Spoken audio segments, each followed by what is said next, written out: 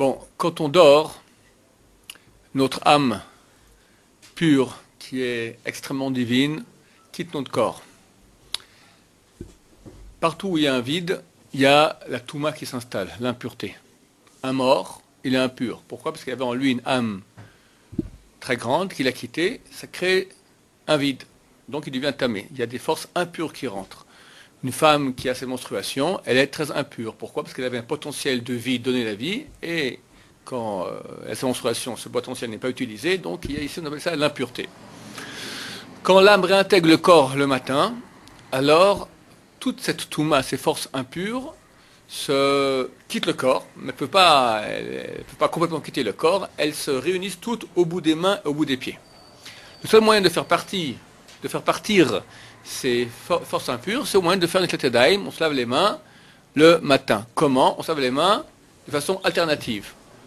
Avec d'abord sur la main droite, ensuite sur la main gauche, de nouveau sur la main droite, ensuite sur la main gauche, troisième fois sur la main droite, troisième fois sur la main gauche. C'est bien aussi pour le Gaon de Vilna de faire une quatrième fois sur la main droite et sur la main gauche. Pas obligatoire, conseillé. Celui qui veut faire, il dira avant cela de blinéder, je prends sur moi de me laver les mains 4 fois le matin. Ce n'est pas obligatoire, chaque fois qu'on prend sur soi une chose qui n'est pas obligatoire, elle devient un neder, elle devient un vœu. Mais si on dit que c'est sans neder, blinéder, sans que ce soit un vœu, alors on peut continuer et s'arrêter quand on veut. On a aussi cette impureté qui est au bout des pieds. On ne fait pas une tadaïm aux pieds, raglaim, d'accord. À l'époque du temple, au temple, qui est un endroit extrêmement saint, alors on pouvait le faire et on devait le faire. Les Kohanim, qui faisaient le service sacerdotal, au temple faisaient aussi une tadaïm des pieds. Aujourd'hui, on ne le fait pas, donc il suffit d'enlever l'impureté des mains. Nous sommes tous impurs de toute façon, mais on a plusieurs degrés d'impureté. Cette impureté extrêmement forte, le Zohar il dit que celui qui fait plus de 4 pas, donc 2 mètres le matin, sans faire cette tadaïm, il est chayav mita, il est passible de mort. C'est très grave. Donc on fera attention de faire l'interdit le matin dès qu'on se lève, si possible, près du lit. Comment on fait? Dès qu'on ouvre les yeux le matin, on dit Modéan il falmecha bekaim shekhzar tabi nishmati bechemla rabbi monotecha. Modéan il falmecha, je te remercie, Melech bekaim, roi vivant et existant, shekhzar tabi nishmati, que tu as rendu en moi mon âme bechemla avec miséricorde, rabbi monotecha, grand état fidélité, grand état confiance que tu me rends mon âme tous les matins. Après qu'on ait dit cela, on fait attention de ne pas se toucher avec les mains, vu qu'elles sont impures, de ne pas toucher quoi que ce soit. À la rigueur, on peut toucher les habits pour s'habiller, parce qu'il faut bien, mais en tout cas, on ne doit pas toucher les orifices du corps, soit les yeux, narines, bouche, oreilles, organes sexuels et anus. Toutes ces parties-là ne doivent pas être touchées avec les mains. Si ça nous gratte, alors on peut se toucher au moyen d'un habit, au moyen du drap ou quelque chose, on peut se gratter même au milieu de la nuit. Si on veut se gratter, on le fera au moyen de quelque chose, d'accord? Parce que ces forces impures sont très présentes et elles rendent impures. Ensuite de quoi? Le mieux, si on a une bassine près du lit, on fait une tadaïm comme j'ai dit. Sinon, on avancera moins de 2 mètres, donc environ 3 pas, on s'arrête. Bon, on fait 3 pas, on s'arrête, on peut faire comme ça une centaine de mètres. On peut faire tant qu'on veut, d'accord, jusqu'au lavabo. On arrive au lavabo et on fait une tadaïm. Est-ce qu'on fait la bracha, oui ou non? D'habitude, non. Pourquoi? Parce qu'on a besoin d'aller aux toilettes, on ne peut pas faire une bracha alors qu'on a besoin d'aller aux toilettes. Donc première chose, on se lave les mains, après on va aux toilettes. Si quelqu'un a très très besoin d'aller aux toilettes, alors il est interdit de se retenir d'aller aux toilettes, alors il passera outre pour le moment le fait de se laver les mains, il ira directement aux toilettes. Une fois qu'on sort des toilettes, là on se lave les mains. Si on a le lavabo qui est hors des toilettes, alors on se lave les mains 3 fois comme j'ai dit ou 4 fois, et on fait la bracha à une tadaïm. Comment on fait? Donc on procède 3 ou 4 fois, après avec les mains mouillées, on lève les mains mouillées à hauteur du visage, et on dit et après, on fait ça le bracha avec les mains mouillées, après cela, on essuie les mains. Ensuite, on doit s'arrêter un certain temps. Un certain temps. On s'arrête un certain temps. Voilà, très peu. Tac, tac, tac, voilà, une demi-seconde. Une fois qu'on a fait une tadaïm, il est bien de juxtaposer, de faire 3 brachot de suite. Après, Ashar Yatzar, c'est la bracha qu'on fait sur le fait d'être allé aux toilettes. Si on a été aux toilettes, on ne fait pas Ashar Yatzar si on n'a pas été aux toilettes. Quelqu'un c'est le matin qui n'a pas besoin d'aller aux toilettes, il ne fait pas Ashar Yatzar. Ou il se lève déjà il y a 1 heure, maintenant il se lève de nouveau pour le matin, il n'a pas envie d'aller aux toilettes, il ne fait pas la bracha Ashar Yatzar. Mais s'il a été aux toilettes, il fait la bracha Ashar Yatzar, et après il fait Elokai Neshama. Il est bien de juxtaposer ces 3 brachot. Si jamais il n'a pas été aux toilettes, il ne fait pas Ashar Yatzar, La bracha Eloka Neshama, on devra la juxtaposer à une autre bracha. Pourquoi? Parce qu'elle ne commence pas par le mot Baruch. Or, tous les brachot doivent commencer par le mot Baruch. Alors, il faut la juxtaposer à une autre bracha qui commence par Baruch. Si je l'ai fait Netlat Yadayim, je m'essuie les mains, je fais Eloka Neshama. Si j'oublie de faire Eloka Neshama, je peux commencer à faire Birkot HaShachar. Je dis par exemple la première bracha de Birkot HaShachar, Baruch Hashem Lekol Melcholam, Hanoten HaServit Den Avrin Ben Yom Uven Laila, Eloka Neshama Shnatat Beit Tehora. L'interdiction de faire plus de 2 mètres sans faire Netlat Yadayim est uniquement si on a été dormir avant le minuit juif. Minuit juif, il bouge durant l'année. D'accord? D'abord, il y a l'horaire d'été, l'horaire d'hiver. Ensuite, même durant ces périodes-là, il bouge environ d'une demi-heure. Actuellement, le minuit juif ici en Israël, il est à minuit moins 10. Donc, si quelqu'un s'est endormi après minuit moins 10, il peut le matin faire plus de 2 mètres sans faire Netlat Yadayim. D'accord? Il sera bien néanmoins de ne pas toucher les orifices. C'est permis, c'est beaucoup moins grave, mais ça sera bien de ne pas toucher les orifices. Le grand moment de Touma qui rentre dans l'être humain, c'est à minuit. Quand tu dors à minuit, à ce moment-là, tac, tu reçois beaucoup, tam mota, c'est marqué, tu goûtes au goût de la mort. Donc c'est bien si possible, celui qui peut, ou se réveiller à minuit pour faire Tikkun Chatzot, ou aller dormir après en faisant Tikkun Chatzot, c'est comme ça, il évite de toucher au goût de la mort, c'est préférable. Tov, qu'est-ce qu'il nous reste à dire encore qu'on n'a pas dit? Qu'est-ce qui se passe si maintenant c'est quelqu'un, il a le lavabo dans les toilettes. Lorsqu'on rentre dans les toilettes, même si on rentre sans faire ses besoins, dès qu'on ressort, on doit faire une Netlat Yadayim, si possible, 3 fois. Parce que les toilettes en soi, c'est un endroit qui est impur. Même si on rentre son petit doigt ou sa main, c'est bien. On peut que rincer sa main au lavabo, il faut le faire. C'est bien aussi, si possible, de faire une Netlat Yadayim 3 fois sur les 2 mains, en alternance 3 fois, parce que les toilettes sont un endroit qui est impur. On peut pas, par exemple, quelqu'un maintenant, il a oublié sa brosse à dents, il rentre maintenant pour sa brosse à dents dans les toilettes, il ressort, il va faire la prière. Exclu. Il faut se laver les mains, il faut être propre pour faire la prière, donc il faut se laver les mains. Je vous rappelle en passant qu'on doit se laver les mains obligatoire avant chaque prière. Shachit, mincha, arvit. C'est pas que à shachit, d'accord? Vous avez les mains avant la prière, sans bracha. La seule fois où on fait la bracha Netlat Yadayim sans manger du pain, on fait Netlat Yadayim, on fait la bracha sans manger du pain, c'est Netlat Yadayim du matin. Toutes les autres fois, on se lavera les mains après les toilettes, avant la prière, etc. Pas quand on mange du pain, on ne fera pas la bracha à Netlat Yadayim. Oui. Ah, vous dites qu'il faut refaire Netlat Yadayim, mais il faut refaire Netlat Yadayim, sans la bracha, mais à l'extérieur des toilettes. Oui. Donc si quelqu'un maintenant, il a un lavabo qui est dans les toilettes, alors la première fois il fait Netlat Yadayim, vu qu'il va pas faire la bracha maintenant, qu'il le fasse dans les toilettes. Après, il va faire ses besoins. Après, on va dire, il refait encore une fois dans les toilettes, qu'il fasse dans les toilettes sans faire la bracha. Il y a un autre moyen de faire, on peut faire comme ça. J'ai expliqué je reprends. J'ai expliqué maintenant quoi. Quand on faisait Netlat Yadayim, on est allé aux toilettes, après on fait Netlat Yadayim et les 3 brachot. Netlat Yadayim, Bashar Yatzar, Eloka Neshama. Il y a un autre moyen de faire, c'est faire Netlat Yadayim, aller aux toilettes, refaire Netlat Yadayim sans se laver les mains, s'habiller totalement, et là qu'on a fini, vu que lorsqu'on touche les chaussures par exemple, il faut faire Netlat Yadayim aussi. Si on touche une partie qui est couverte du corps, la poitrine, on se gratte dedans, on se gratte les cheveux, on se gratte dans les oreilles, d'accord, tout cela il faut faire Netlat Yadayim. Donc, quelque part, je fais Netlat Yadayim avec bracha avant de m'habiller. Après, je refais Netlat Yadayim, ça fait un peu double emploi. Donc, il y a le choix. Les deux sont possibles. Ou on fait, comme je l'ai dit première fois, on fait Netlat Yadayim sans bracha. On va aux toilettes. Après, on fait Netlat Yadayim hors des toilettes avec bracha. Bashar Yatzar, Eloka Neshama. Après, on s'habille. On refait Netlat Yadayim avant la prière, sans faire la bracha.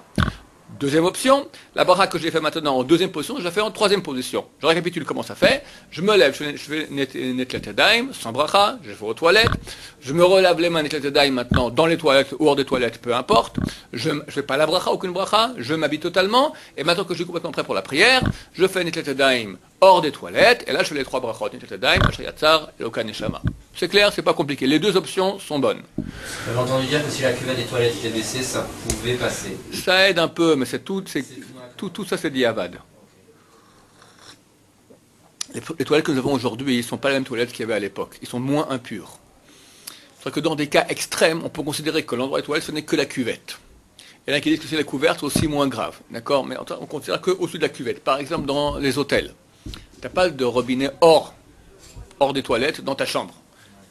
Tu habites au 11e étage, il faut descendre jusqu'au rez-de-chaussée, trouver un robinet avec un kéli, c'est pas possible. Alors, dans des cas pareils, on peut autoriser et dire que tu fais Netlat Yadayim dans les toilettes, tu sors à l'extérieur des toilettes, tu fais la bracha à l'extérieur, ça peut être valable. Mais c'est pas génial. Le mieux, c'est faire Netlat Yadayim sur un lavabo qui est hors des toilettes. Si on n'a pas le choix, on fera comme j'ai dit, dans un avion par exemple. Quelqu'un il rentre dans les toilettes, fait Netilat Yadayim dans les toilettes, pas pour manger, hein. C'est difficile pour vraiment faire un clip. Bon. En tout cas, quelqu'un il va aux toilettes par exemple quelqu'un va aux toilettes dans un avion. Maintenant, il veut sortir des toilettes fin de cette time, il n'y a pas d'eau. Il faut rentrer dans les toilettes de nouveau. Alors, qu'est-ce qu'il fait?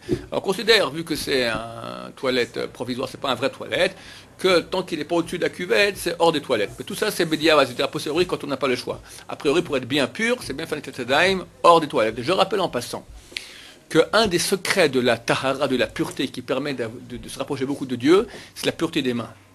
Il est très important, durant toute la journée, d'avoir les mains pures, quand on étudie la Torah, quand on prie, etc. Quelqu'un qui se gratte les cheveux, j'en vois souvent, mais des gens religieux, ils se grattent les cheveux. Tu n'as pas le droit de continuer à étudier comme ça, c'est interdit. Il faut bouger sa paresse énorme, aller jusqu'au lavabo, se laver les mains. Quelqu'un qui se gratte dans les oreilles, d'accord? Pour ça que vous verrez les religieux, qu'est-ce qu'ils font? Ils se grattent avec la kippa. Là, vas-y, gratte-toi comme un fou. Il n'y a aucun problème. Tant que tu ne touches pas le cuir chevelu, ça va. Toucher un peu les cheveux comme ça va. Mais gratter, toucher le cuir chevelu, ça ne va pas. Et avec les ongles, tu touches le cuir chevelu, terminé. Là, il faut faire Netilat Yadayim, se laver les mains. On peut s'essuyer, c'est pas génial. Franchement, si on veut maintenant se purifier bien, on va se laver les mains. Pas besoin de faire 3 fois, c'est bien, mais pas obligatoire. Il suffit de se laver les mains, parce que c'est une question de saleté, c'est pas une question d'impureté. Si on s'est gratté quelque part, on a touché les chaussures. Des fois, des gens étudient, ils tiennent la chaussure en étudiant. Ça va pas. Ça va pas. C'est complètement interdit. Oui, tu peux étudier comme ça. Tu peux même, comme je dis, tu peux maintenant, regarde, comme tu vois là, je suis en train d'étudier, je me touche les cheveux, ça va. Je parle de gratter le cuir chevelu. Sur le cuir chevelu, il y a une couche on appelle la kératine, je ne sais pas ce que c'est comme peut-être le savon, d'accord, c'est gras comme ça. Ça, c'est considéré comme une saleté. Par contre, tu peux te gratter la barbe. Vu que la barbe, tu n'as pas ça, c'est propre sous la barbe. Normalement, c'est propre, d'accord. Tu te grattes, il n'y a aucun problème, tu peux continuer à étudier. Les oreilles, dans les oreilles, tu as aussi un peu de schnurk, d'accord, ça va pas. Les yeux, ça va. Les yeux, on considère que c'est pas quelque chose qui est sale, même si tu as un peu de sécrétion des yeux qui sort, on n'a pas besoin de faire des Netilat Yadayim. Pour le reste, c'est obligatoire. Et je vous dis, c'est un secret pour accéder à la pureté. Bon, Baruch Hashem, on a fait les Netilat Yadayim. Oui, il y a une question? Oui, vous pouvez préciser qu'il ne faut surtout pas utiliser l'eau des Netilat Yadayim sur les plateaux qu'on utilise. Oui, alors je viens de voir maintenant, je fais une petite correction là-dessus. C'est vrai que l'eau de Netilat Yadayim, elle est extrêmement impure, on n'a pas le droit de lire des paroles de Torah à côté d'elle. Néanmoins, si on a versé d'un coup, Revi'it, c'est 86 millilitres. C'est à peu près dans un verre pareil, c'est à peu près comme ça, d'accord? Normalement, en une fois, on le met. Si on a mis en une fois 86 millilitres, il n'y a déjà pas d'impureté. La pureté, elle était annulée, donc on pourra dire des paroles de Torah à côté de cette eau qui n'est plus impure. Si on n'a pas de keli, alors on fera BD. Alors, il y a une marloquette. Pourquoi est-ce qu'on doit faire les Netilat Yadayim le matin? Il y a 4 avis. Un avis qui dit, parce qu'on s'est sali les mains durant la nuit, on a touché des parties intérieures du corps. Un avis qui dit que, à l'instar des Kohanim au temple qui se lavaient les mains avant le service, nous aussi maintenant on va servir Dieu, on va faire des mitzvot, on va prier, on doit aussi se laver les mains.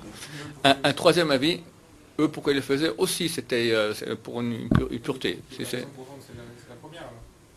Non, eux c'est pas forcément le matin. Quelqu'un il allait faire un service sacerdotal à 5h d'après-midi, il devait se laver les mains avant. D'accord? Nous aussi, on veut qu'on se prépare à faire aussi un service de Dieu, à l'instar des Kohanim.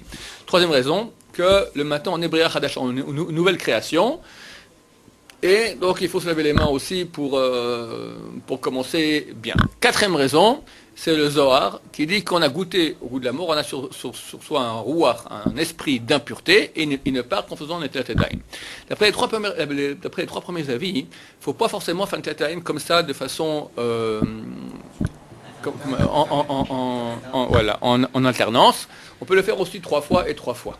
L'essentiel c'est d'avoir les mains propres. Mais pour la quatrième raison, celle du Zohar, qui dit que l'esprit impur se trouve sur nos mains, cet esprit impur il est extrêmement entêté, il reste sur nos mains. Le seul moyen qui part, c'est seulement si on fait en alternance. Je peux faire 10 fois sur une main, après 10 fois sur l'autre, ça reste. C'est obligatoire de faire en alternance 1, 2, 3, 4, 5, 6, et la vie du Galuvulin qui dit même 7, 8. D'accord? C'est le seul moyen pour que ça parte. Donc pour être certain maintenant, si quelqu'un il n'a pas un keli, il n'a pas un ustensile, il fait au robinet, d'après les 3 premiers avis, ça va. Mais d'après le Zohar, ça ne va pas. Est-ce qu'il fera la bracha, oui ou non? Il ne fera pas la bracha. Parce qu'il y a un safek, d'après le Zohar, tu n'as pas fait comme il faut. Donc il fera sans bracha, avec le robinet comme ça par exemple. Après, il ira faire même sa prière s'il y a besoin. Tant qu'il n'a pas découvert d'eau, il n'a pas trouvé un keli, il pourra faire comme ça. Dès qu'il voit un keli, il devra faire l'Netilat Yadayim. Et là, est-ce qu'il fait la bracha, oui ou non? De nouveau, on a un safek. Peut-être que tu as été rendu quitte avant. Et maintenant, c'est déjà trop tard pour faire avec bracha. Donc, de nouveau, on ne fera pas la bracha. Donc, en cas où on n'a pas le choix, on pourra faire l'Netilat Yadayim sans keli, sans ustensile. Pourquoi? C'est quoi le problème du robinet? Je veux dire, ça coule, il peut faire en alternance aussi. C'est quoi le problème par rapport au keli? C'est une marloquette. Est-ce qu'il y a besoin dans l'étalage d'Aïm du matin, des mêmes conditions qu'il y a pour l'Étalage qu'on fait pour le motzi, pour manger du pain? Des avis qui disent que oui, des avis qui disent que non. Le Zohar, il dit que oui, il faut le même exactement, de l'eau qui soit pure, qui n'ait pas été utilisée pour autre chose, dans un keli, etc., qui s'amène par une force humaine, d'accord. Pas tout le monde est d'accord avec cela. Les trois premiers avis que je dis ne sont pas d'accord avec cela. Mais vu qu'il y a ici plusieurs avis, donc pour être certain de faire bien, on fait d'après les 4 avis. Et pour le keli, il ne faut pas qu'il y ait un bec verseur? Parce qu'il faut que ça vienne de Koach Gavra, il faut que ça vienne par la force de l'homme. Or, s'il vient par un bec verseur, c'est pas moi. C'est un trou et par lequel ça coule. Donc ça vient par ma force à moi. Et juste quand vous dites pour se gratter, je veux dire, avec la peau, si on se gratte la tête, on doit se laver les mains. C'est par mesure d'hygiène ou de tavoir?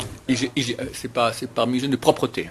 Mais ça a à voir avec la pureté. C'est pas une question de Toum'a qui a une force impure ici. Mais quand tu as les mains propres, la halakha dit comme ça, quand tu as les mains sales, tu dois te laver les mains, et ta Torah et ton étude aura beaucoup plus d'impact. Excuse-moi, il était avant, le pauvre jeune homme. Bon, alors, d'après le Zohar, aussi le moti, on devrait faire. Non, parce qu'il n'y a pas de force impure ainsi, non. Dans les toilettes ici. Oui. Donc si maintenant on met un rideau, on sépare. Ça sert à rien. Pour séparer les toilettes et autre chose, il faut faire une chose qui s'appelle Surat HaPetar. Surat HaPetar, c'est une allure d'ouverture. C'est quoi une allure d'ouverture? 2 poteaux et un linteau. C'est quoi 2 poteaux? Il faut mettre sur le côté des toilettes une barre, même une planchette, ça va de bois, qui soit au moins 96 cm de haut, des 2 côtés, et en face d'elle, en haut sur le plafond, je mets quelque chose qui se pose dessus, qui se pose. Il peut être posé, il peut être collé là-haut, mais qui est perpendiculaire au-dessus des planches. Pas comme ça, pas comme ça, mais comme ça. D'accord? C'est-à-dire que si j'ai ici ma planchette qui s'arrête à 96 cm de haut, je mets au plafond, je mets encore une planchette, ou même un fil, ça suffit. Quelque chose qui soit exactement au-dessus. Ça crée une ouverture. Et d'après la loi, maintenant, je suis dans un autre domaine. Je peux faire moussaf de Yom Kippour là, mais que je sois dans les toilettes, mais pas en face du bidet, parce que j'ai pas le droit de prononcer le nom de Dieu en face du bidet. Mais si je me tourne, par exemple, je peux faire moussaf de Yom Kippour. Même si c'est pas fermé avec un rideau? Ouais, même si c'est pas fermé avec un rideau, c'est un autre domaine. Par contre, si tu n'as qu'un rideau et tu n'as rien d'autre, c'est le même. Regarde, des fois dans le mikvé. Le mikvé, l'endroit des douches publiques est considéré comme les toilettes. Comme les toilettes. Maintenant, les vestiaires, non. Tu peux par exemple dans les vestiaires penser des paroles de Torah. Tu n'as pas le droit dans les douches publiques de penser des paroles de Torah. Maintenant, est-ce que je peux dans les vestiaires penser des paroles de Torah? Oui, si ce n'est pas les douches publiques. C'est à condition que quoi? Qu'il y ait une séparation très claire entre les douches publiques et les vestiaires. C'est quoi la séparation? Un rideau? Non, ça vaut rien. Il est nécessaire qu'il y ait Surat HaPetar. Que tu aies 2 poteaux et un linteau. D'accord? Comme une porte. Si tu n'as pas ça, c'est le même domaine. Et tu n'as pas le droit de penser même des paroles de Torah. Oui. Question pour les tchèques du matin. Quand on fait les tchèques le matin, alternance, d'accord? Est-ce qu'on est obligé de s'essuyer les mains en sortant sans bracha? Si on fait 1, 2, 3 et après on fait un toilette directement. Non, pas obligatoire. Ah, on a posé la question. Ouais. Alors, est-ce qu'on a ta question? Est-ce que si je me lave les mains en alternance le matin la première fois, je fais 1, 2, 3, 4, 5, 6, est-ce que je dois m'essuyer les mains, oui ou non? Marloquette. Les mains, je peux m'essuyer, mais à l'intérieur des toilettes. Dans les toilettes. Ouais, Marloquette. Il y en a qui disent que l'eau que tu as après 6 fois, elle est impure encore. Comme ça, il est le cas du vilain, parce que lui, il nécessite de faire une 8e fois, 7, 8. D'accord? 7, 8, ça va. Non, mais je parle d'essuyer. Si je suis dans les toilettes, Alors, ok. j'essuie les mains, Alors, si tu as fait 6 fois, il faut essuyer, parce qu'il y en a qui disent qu'au bout de 6 fois, l'eau que tu as sur tes mains, elle est encore impure. Donc, c'est pas bien de rester avec l'eau impure. Donc, tu t'essuies, bien que tu es dans les toilettes, tu t'essuies, et après, tu fais tes besoins. Ouais. Il vaut mieux faire comme le gars, parce que on a toujours, même après, c'est très sûr, on a toujours un peu d'eau. C'est genre t'essuies tout. Bon, d'accord, toujours bien de faire d'après le Gaon, c'est vrai, mais c'est pas obligatoire. Ok. Comment fait-on maintenant pour s'habiller? Alors, d'abord, il faut savoir que quand on s'habille, on passe d'habit à habit. Il y a une très très malheureuse, très mauvaise, très interdite façon que beaucoup de gens ont de dormir, qui est de dormir à moitié nu. La Torah interdit cela. On doit être pudique. Il est interdit de dévoiler sa chair. On peut dévoiler sa chair, la face, la nuque, les mains, les bras jusqu'au coude, c'est tout. Les pieds éventuellement marloquette, il y en a qui disent. D'accord? Le reste, on ne peut pas. Si c'est nécessaire, on ne peut pas faire autrement. Par exemple, dans la douche, je ne vais pas maintenant me doucher avec mon costume. C'est pas intelligent. D'accord? Donc je peux enlever, et dans la douche, je suis tout nu. Au mikvé, on est tous tout nus. Ok, il n'y a pas le choix, on ne va pas se venir se doucher dans la douche publique en costume. D'accord? Mais hors de la nécessité, même dans la salle de bain, tu as fini maintenant de te doucher, rapidement, tu t'habilles. Parce que Melo Ares Kevodo, la présence de Dieu remplit le monde entier. Dieu, il est présent dans les toilettes, dans la douche, dans le noir. Des gens qui éteignent la lumière pour rester tout nus, pour se changer. Non, ça sert à rien. Dieu, il voit aussi dans le noir. Il a un système de vision nocturne, d'accord? Donc, il est nécessaire de dévoiler sa peau au minimum. Ça amène beaucoup de sainteté sur la personne. Ça aide beaucoup la relation avec Hachem. Parce que lorsqu'on dévoile sa peau, on devient grossier. On est attaché à sa chair, on est attaché à son corps. C'est comme ça, c'est une chose qu'il faut vivre. C'est pas une chose qu'on peut comprendre. Quand on devient tsanou, on devient pudique, alors on crée avec Dieu une relation qui est beaucoup plus intérieure. Pour qu'il y ait de l'intériorité, il ne faut pas qu'il y ait de l'extériorité. L'extériorité, c'est quand je dévoile ma chair. Donc pas de question de dormir en culotte, pas de question de dormir qu'en pantalon avec le torse nu, ou pire, d'accord? Dormir, il y a la couverture. Si tu dévoiles rien du tout, quand tu es sous la couverture, ça va. Le Shulchan Aruch, il dit il explique comment aller dormir le matin, le soir, se déshabiller, et comment le matin s'habiller. Il dit que tu mets ta djellaba, tu es avec djellaba le soir, tu vas aller dormir, tu rentres les pieds dans le lit, tu prends la couverture, et en même temps que tu montes la couverture, tu enlèves la djellaba, et hop, tu l'enlèves comme ça, et personne n'a vu ta chair. Le matin, tu veux te lever, tu prends la djellaba, tu l'enfiles, et quand tu mets djellaba, hop, tu fais descendre la couverture. Donc on n'a jamais vu de ta chair. Nous, on ne dort pas en djellaba, d'habitude, alors, comment on fait? On enlève le pantalon, on met une chemise sur le pantalon, ou on se met en peignoir, on enlève le pantalon sous le peignoir, ou on met une couverture, et on enlève le pantalon sous le peignoir, on met un autre pantalon. On ne dévoile pas sa chair. Le maillot de corps, on ne peut pas changer le maillot de corps autrement. Si on veut changer le maillot de corps, alors là, forcément, on devra montrer son torse, mais on ne le fait pas aussi en public, devant tout le monde. Avec la pudeur, tu vas dans la salle de bain, tu le fais là-bas, rapidement. Donc, nécessaire de s'habiller avec tsniout. Maintenant, il y a un ordre pour s'habiller. On commencera, si possible, par toujours mettre la manche droite et mettre le pied droit dans le pantalon. Mais toujours, on commence par la droite plutôt que par la gauche. Même les gauchers, commençons par le côté droit, parce qu'au niveau mystique, le côté droit, c'est chesed. Chesed, c'est la bienveillance, alors que le côté gauche, c'est la rigueur céleste. C'est bien de commencer aussi par le haut et descendre par le bas. La kippa, qu'est-ce qui est le plus important? Quelqu'un maintenant sort du mikvé tout nu, d'accord? Il sort de la salle de bain. Qu'est-ce qu'il met en premier? Il y en a qui disent le caleçon, pour être plus au niveau génital. Il y en a qui disent non, la kippa d'abord. C'est pas tranché. Mais comprenez que la kippa, ça passe avant tout. C'est une chose qui est importante. Avant le maillot de corps, avant les pantalons. Donc, ou caleçon ou kippa, après maillot de corps, rapidement talit katan. Parce que chaque seconde que tu portes un talit katan, tu fais le mitzvah tassé de la Torah qui vaut comme les 613 lois réunies. Comment perdre une seconde? Donc, au lieu de mettre le pantalon et perdre encore une seconde, tu vas mettre ton talit katan, tu mets vite ton maillot de corps, talit katan, après tu mets le pantalon. Au niveau des chaussures, on met d'abord la chaussure droite, ensuite la chaussure gauche. Au niveau de lasser les chaussures, on lasse d'abord la gauche, après la droite. Comme les tefilines qu'on noue, d'accord, sur le côté gauche, on va aussi nouer nos chaussures sur le côté gauche d'abord. Quand on enlève les chaussures, on enlève d'abord la gauche, après la droite. Quand on enlève les chaussures, on veut dénouer, il n'y a pas de priorité, quel côté on dénoue en premier. Pour mettre, on noue d'abord gauche, après on noue droite. Pour démettre, pour enlever, pas besoin, il n'y a pas d'ordre dans lequel on noue en premier. Par contre, quand on met les chaussures, on met droite et après gauche. Quand on enlève d'abord gauche et on laisse droite en dernier, on enlève la droite après. Oui. J'ai vu dans Mishnah Moura, pour le vêtement de t-shirt, il faut d'abord mettre la tête, puis la droite et la gauche. J'ai dit la tête, la droite, gauche, oui, la tête, j'ai dit passe avant. Ah voilà, la tête passe avant. De quoi tu parles pour le t-shirt? J'ai pas compris. On met un t-shirt. Il faut mettre d'abord la tête.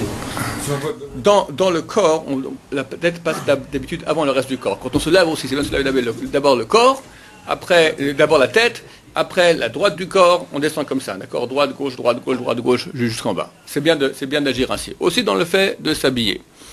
Je veux dire une chose importante, qu'est-ce que c'était? Oui, la kippa. Il est obligatoire de dormir avec la kippa, messieurs. Ouais, on dort avec la kippa, on la met, quand tu dors comme ça, tu la mets un peu comme ça. D'accord? Et quand tu dors comme ça, tu la mets un peu comme ça. Parce que personne ne dort, comme je vous rappelle, ni sur le ventre, ni sur le dos. On dort sur le côté. Donc la main pour que ça tienne bien.